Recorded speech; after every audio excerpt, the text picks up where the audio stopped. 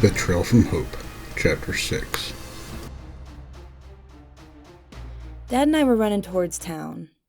Knowing the invaders were there helped us run faster, but it was still 3 miles from the Johnsons to the edge of town. As we neared the end of the trail that would put us on the edge of town, Dad slowed and then held his hand up and went down to one knee. I kneeled behind him and tried to look through the trees and down the road, but couldn't see much. I tried to listen for sounds that might alert us of any danger, but it was hard to hear over my heavy breathing and beating heart. Miss Johnson's face was still clear in my mind. Tears wanted to come again, but I couldn't let them. We had to stop this.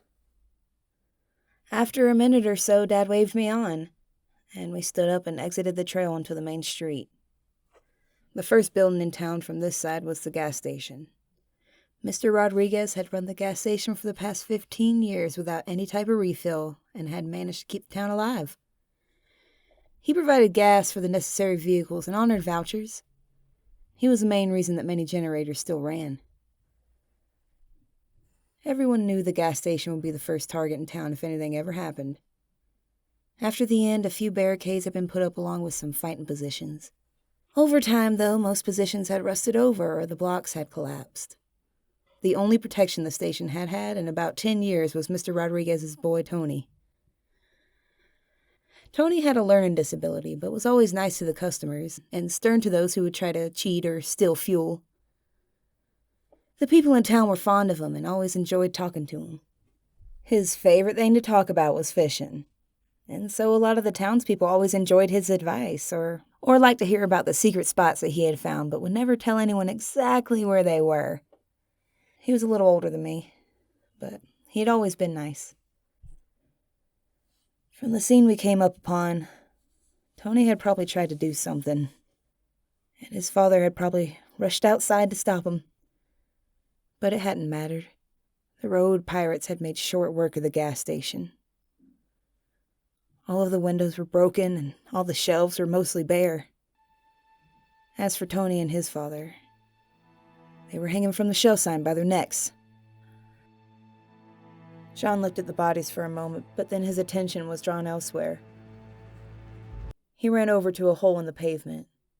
Nat ran after him, trying to avoid looking at the bodies. She already felt sick. This was the worst day of her life and seemed to only be getting worse. "They already drained the fuel," John said as he stood. Natalie was speechless. How could her dad be worried about stupid fuel when the bodies of Mr. Rodriguez and Tony were hanging there lifeless?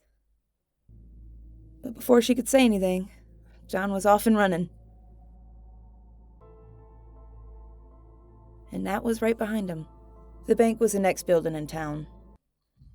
The smell of sulfur filled my lungs as Dad and I approached. Now, our bank was typical of a small-town bank. It was a one-story brick bank with a drive-through window that hadn't been used in years. It had an office for the bank manager and the counter for a few tellers. It had a main vault that held the money and an inner vault for the safe deposit boxes. Before the end, banks had been trusted to hold valuables, but people quickly took them out once the government fell. Our bank didn't hold many things of value. The only reason why we still had a bank was for holding vouchers and a few heirlooms from people that didn't want to take them out of the bank. With the recent realization that teenagers were afoot and running wild, some people trusted Mr. Weinstein, the owner of the bank, to protect their valuables. After all, he lived there in the vault and carried a shotgun. Though the invaders were used to banks not holding anything of value because the building looked mostly untouched, except for a few bullet marks and one shattered window. Dad ran towards the door. He was going to check on Mr. Weinstein, and knowing he was most likely there gave me concern. He could have been hit by a bullet and bled out. And after seeing Mr. Johnson and Mrs. Johnson die, I didn't know what to think. I had never seen someone die before today, and I did not want to see another dead body. John walked through the shattered front door and called out, "Henry, are you here?" Mr. Weinstein was hiding behind the counter and quickly stood up and rushed over to Dad when my father yelled his name. "Mr. Gladstone," he said with some gladness in his voice. "They shot up my bank, but I didn't move," he said.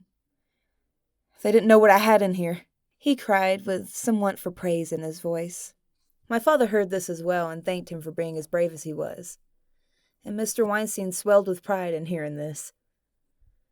Dad was consoling the man, and I was just looking around the bank when I heard a sharp gasp. I turned towards Mr. Weinstein, and his face was dead white. He turned and dropped to the ground, and on all fours scurried back behind the counter. Dad and I watched him and then turned to each other with confused expressions. Then I heard it, the rumble of a small truck coming from town towards the bank. I turned to look out the front windows to see the truck, but before I fully turned, I was lifted off my feet and practically thrown behind the counter with Mr. Weinstein. I looked up and Dad was there, kneeled over me. "Stay down," he whispered. I sat there behind the counter as the sound of the truck got closer and seemed to pull off the road and pull into the small bank parking lot. "Be still," Dad whispered. I looked up at him and I saw a look on his face that I had never seen before.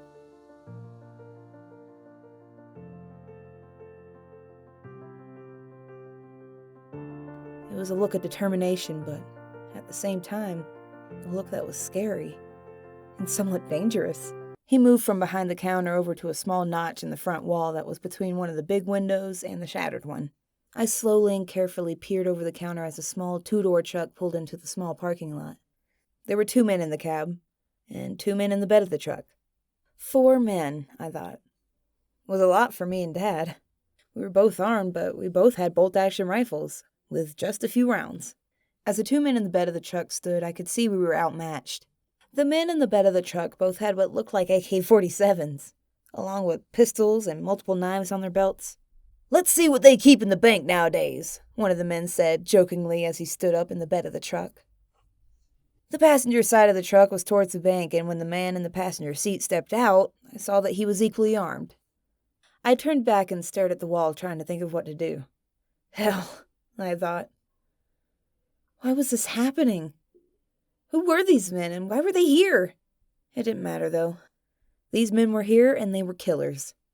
I knew I would have to fight. I knew I would have to kill if I wanted to live. No way were some road pirates going to stop me from living my life, I thought. I had already seen some terrible things today, and I did not want to see any more. Now I had grown up in a world where people were good to one another and kind, and I did not want that to go away. These bastards were not going to take away the peaceful life I knew. They had already shown that they cared nothing for human life at the Johnsons' and at the gas station. I wiped tears that were starting to blur my vision. I was afraid, but I had to do something. I took a few deep breaths and decided right then and there that the second any one of those men entered the building, I was going to come out shooting. These pirates had shown up out of the blue to wreck the town that I had grown up in. I looked over at Mr. Weinstein. He was hugging his knees, rocking back and forth, and praying. I had to do more than that. Dad probably had a plan, and I had to be ready to help him. I turned and got to my knees and slowly stood, resting my rifle on the counter. The situation was still strange to me, but I told myself that I might need to shoot someone. Using the counter as a platform, I leveled my rifle and aimed at one of the men outside the bank. I was sure he couldn't see me with it being dark in the bank, so I just leveled my rifle and waited for him to step foot into the building. It was too close to use my scope, so I used the iron sights on my rifle and aimed at the head of the man in the passenger seat. That's when I noticed my father was in front of me. Not directly, but in my line of sight. He looked at me and nodded his head. I didn't know what that meant or what he was going to do, but the look in his eyes when he nodded his head kind of made me stop. I didn't know what he was going to do, or what I should do, but it didn't matter. He planted his foot and charged through the shattered window towards the truck in the parking lot. Again, I heard this blood-curdling, hate-filled yell from my father, and so did the men in the truck. It was a short distance from the front of the bank to the truck parked parallel to the bank, but Dad had moved like the wind. He was attacking the 4 men. He was a soldier, applying his skill. Dad drew and threw his knife and struck the man stepping from the passenger side in the neck before he could even react. Then, like a madman, he leapt into the bed of the truck, flying no less than 10 feet through the air before his boots contacted the bed of the truck with the 2 heavily armed men. John suddenly appearing in the bed of the truck caught the 2 men off guard. They may have been killers, but they had never met anyone like John. John drew his tomahawk and struck man number 1 across the neck. The man grabbed his throat and fell backward out of the truck. The other man in the bed raised his rifle and fired, but Dad was too far and fast for him. He yanked to the left and dodged the oncoming bullet, and on his way back up, struck the man across the face with the blunt end of the tomahawk, and the man fell instantly. Without pause, Dad drew his pistol, turned, and shot the driver in his seat. He didn't have a chance. The passenger from the truck was on his knees just looking at the knife in his chest, and fell over dead. I just kind of stood there with what I'm sure was a dumbfounded look on my face. I had never seen anything like this, and I am sure that no one else had either. At least no one that had survived my dad. The man that jumped from the truck was my father. But there were so many deeper layers to him. Standing in front of me was the soldier that he had been before all this. A man trained and willing to kill. His blue eyes burned, not with hate, but with determination. I watched as he walked towards me. He walked up and put his hand on the end of my rifle and lowered it to the counter. I came out of my trance and blinked a couple times. "Sorry," I squeaked. "Muzzle discipline, I know." He looked at me and smiled. "That's my girl. Now pick up a gun and let's go." John bent and picked up a rifle from one of the men, and Nat did the same. It was an AK-47 like the one they had at home. She dropped the magazine to make sure it was loaded before putting it back in. Then she pulled the bolt back far enough to see that there was a round chambered, and then grabbed 2 other magazines and stuffed them into her back pockets.